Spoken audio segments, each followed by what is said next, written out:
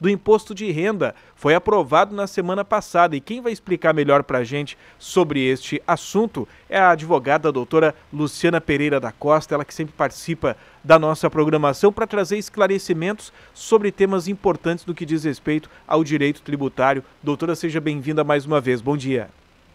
Oi, Gil, bom dia à nossa audiência também, um prazer estar aqui novamente com vocês.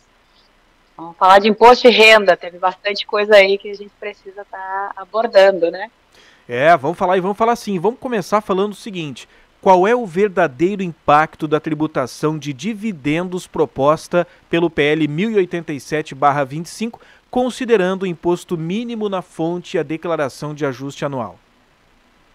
Então, Gil, a gente tem ali essa palavra agora que foi acrescentada, imposto de renda mínimo, né? E essa palavra nos diz bastante. Quando a gente está vendo aí as pessoas explicando sobre a tributação agora dos dividendos, então a gente teve com essa aprovação, só para retomar, o início ali da lei que está vindo, a isenção até R$ 5.000, e aí fica a nossa crítica, vamos dizer assim, se estivessem repondo pelo menos a inflação ao longo dos anos que ficou sem reajuste, essa tabela a gente teria com um valor certamente maior que 5.000. Então, 5.000 ainda está devendo aí o governo um pouco de inflação aí que acumulou-se durante esses anos. Mas tudo bem, temos aí uma vitória. E vamos dizer assim, ao mesmo tempo que ele está dando essa atualização de inflação aí para quem tem até R$ 5.000, ele está em contrapartida tributando a outra ponta lá, dizendo que vai estar tributando quem seriam os ricos, os super ricos, né, do país. Vamos entender melhor como é que fica. Quando a gente fala de imposto de renda mínimo, vou taxar 10% para quem retira em distribuição de lucros mais de 50 mil mês ou 600 mil ano.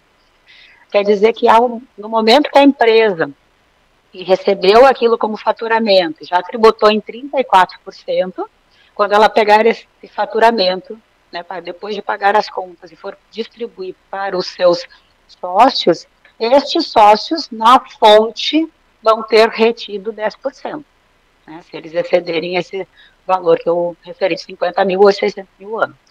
Mas não para por aí, porque na declaração de ajuste que eles têm que fazer no ano seguinte, referente ao ano anterior, eles vão colocar também todos esses rendimentos e eles passam não mais a ser isentos, não tributados, mas eles passam a ser tributados.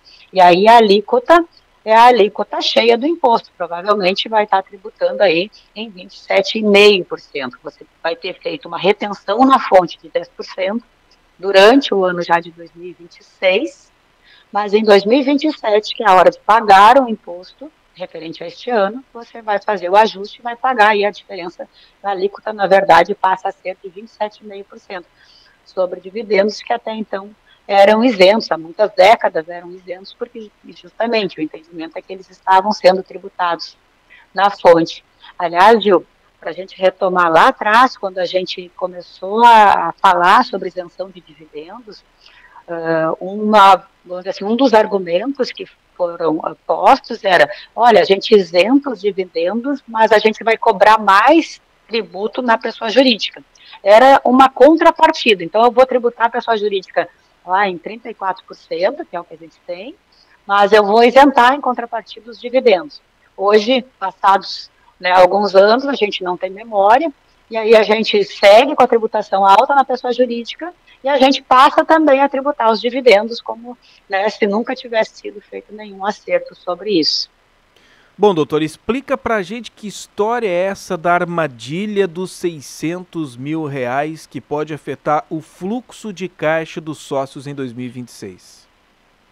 Funciona, eu interpretando a legislação que foi aprovada, o que a gente tem ali? Bom, ao longo de muitos anos eu não tributava dividendos, né? Passarei a tributá-los. Vai ser retido na fonte já para que lá na declaração de ajuste eu faça, né, os acertos.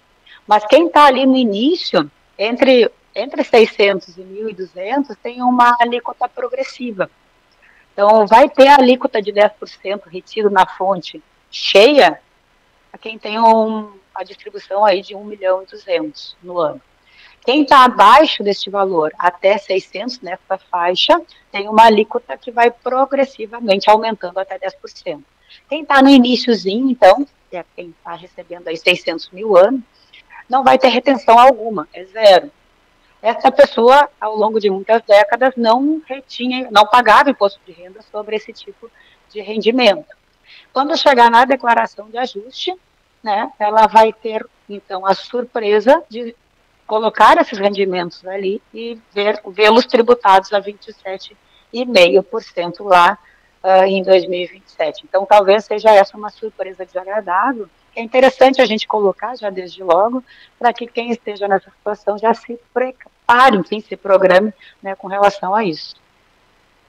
Bom, doutora, quais são os passos urgentes que uma empresa deve tomar ainda neste ano, até o dia 31 de dezembro de 2025, para garantir a isenção dos lucros acumulados?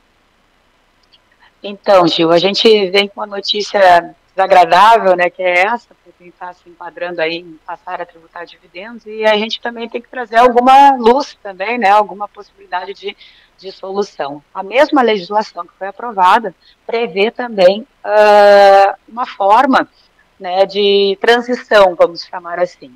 Então, mas como seria?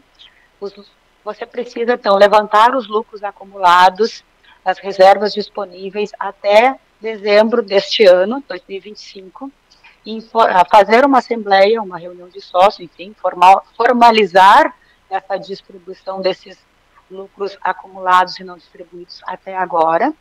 Eles formalizados, vocês, vamos assim, regulariza isso e pode distribuí-los, pagá-los até 2028.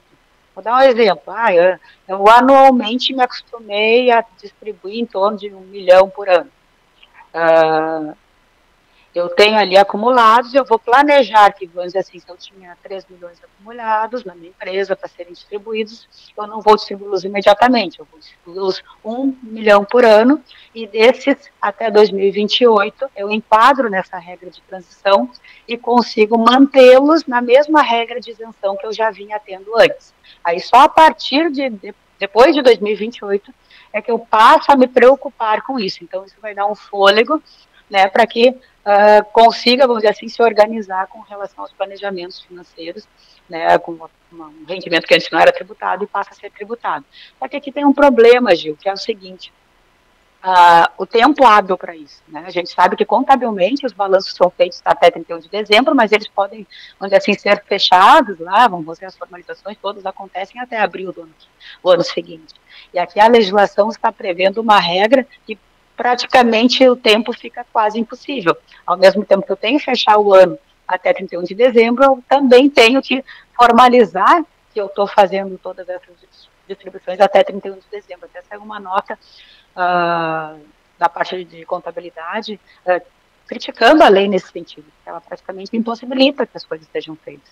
Minha sugestão aqui é conversar com os contadores da empresa e verificar se é possível fazer um balanço parcial, então até novembro, a ciência perca um mês, mas eu faço alguma coisa para ali e ficar atento também se vai sair alguma regulamentação mais específica sobre esse tema, mas esse seria um ponto, vamos dizer assim, mais imediato e de realmente, vamos dizer assim, economia tributária dentro da legislação.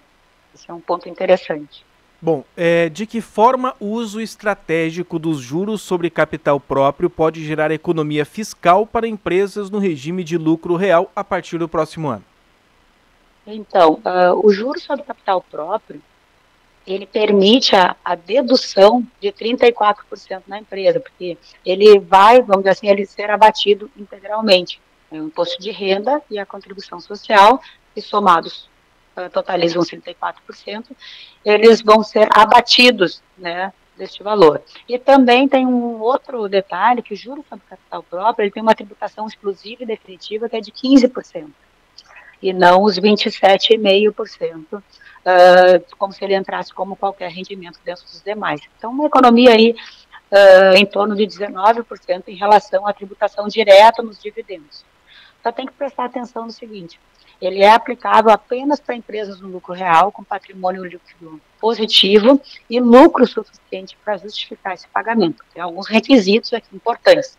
E um outro ponto interessante, né, de ficar atento é que juros sobre capital capital próprio é uma matéria que está no radar do governo e talvez isso não seja, vamos dizer assim, mantido da forma como está por muito tempo. É possível que o governo venha regulamentar isso de outra forma, mas, enfim, atualmente a legislação vigente prevê dessa forma como eu estou falando e é uma alternativa viável de economia tributária.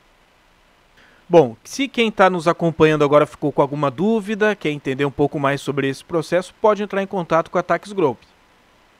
O nosso escritório aqui em Porto Alegre, né, Tax Group, o Pereira da Costa Advogados, trabalhamos, né, na área tributária, estamos aí à disposição. É uma matéria nova, é importante as pessoas conversarem, como eu falei, um dos temas que eu coloquei de solução, o tema tem prazo até 31 de dezembro, então, quanto antes as pessoas puderem estar organizando sobre isso, vai refletir em muita economia para os próximos anos para a empresa e para os sócios. Luciana, obrigado pela participação, um abraço e uma ótima semana para você.